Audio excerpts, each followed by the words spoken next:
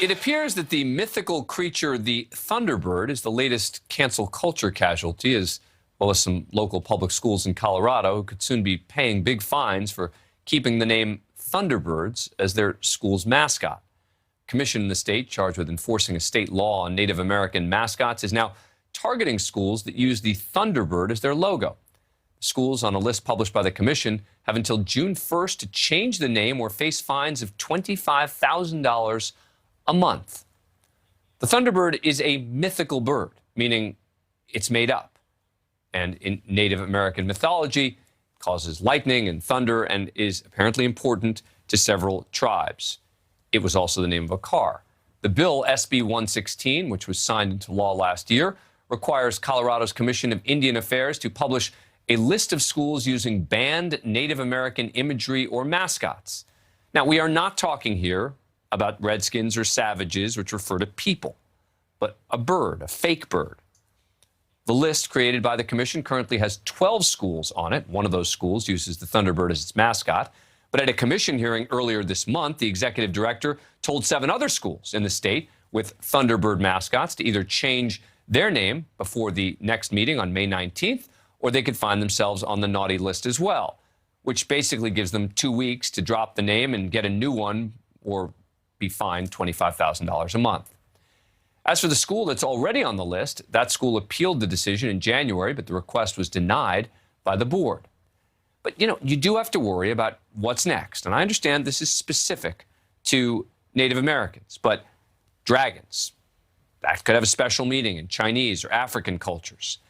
At a time when Native American reservations are tackling serious issues like suicide, substance abuse, poverty, why are these commissions focused on this? But joining me now is Colorado State Representative Adrienne Benavidez, one of the sponsors of the new law. Thank you very much for coming on the show. Appreciate it. Let me just let you take this away here. What am I getting wrong? Well, first, thank you for inviting me.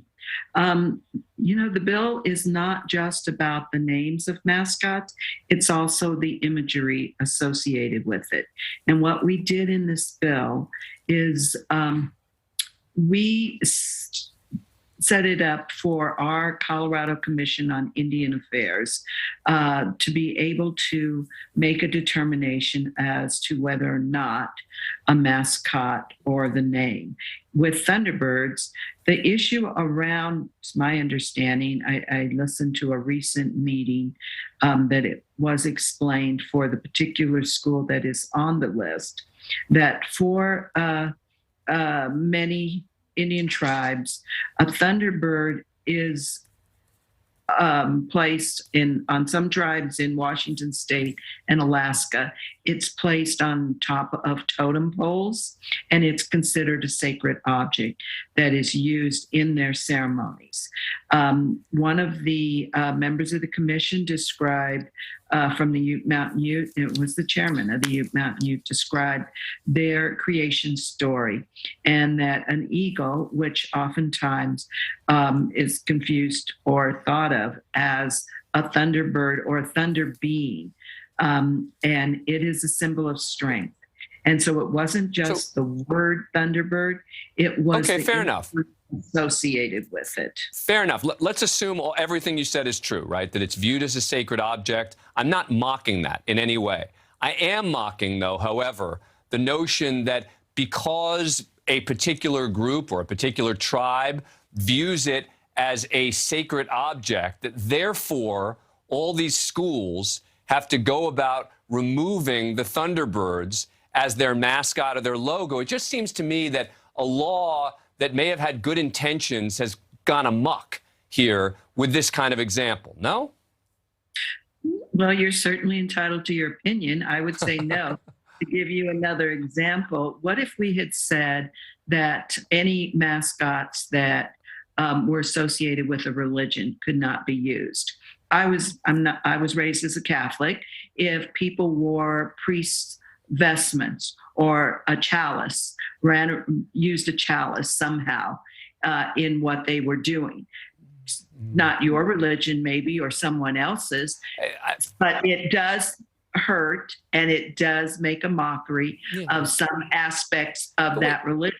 When you think of sacred objects, I know that this country does not think of the sacred ceremonies that Native American tribes do are real. You know, in the past, we have historically I'm not banned minimizing it at all. different ceremonies. Well, that's what it is. I just explained to you that the Thunderbird. No, I understand, but according to you, then the minute someone declares it to be sacred, no matter what it is, right? Not someone. Okay, fine. A tribe. The Colorado Indian Commission.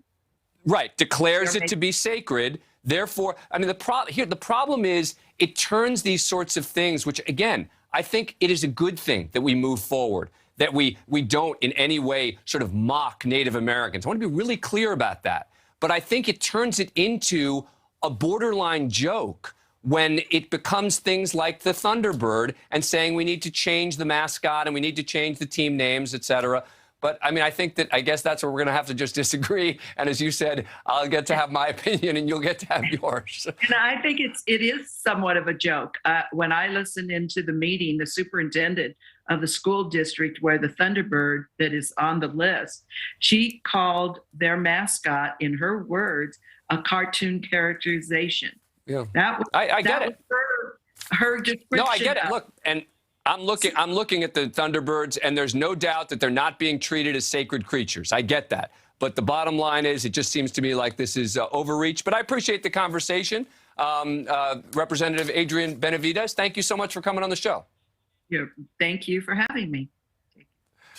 Thank you for watching. Click the red subscribe button below so you can get more of NewsNation's fact-driven, unbiased coverage.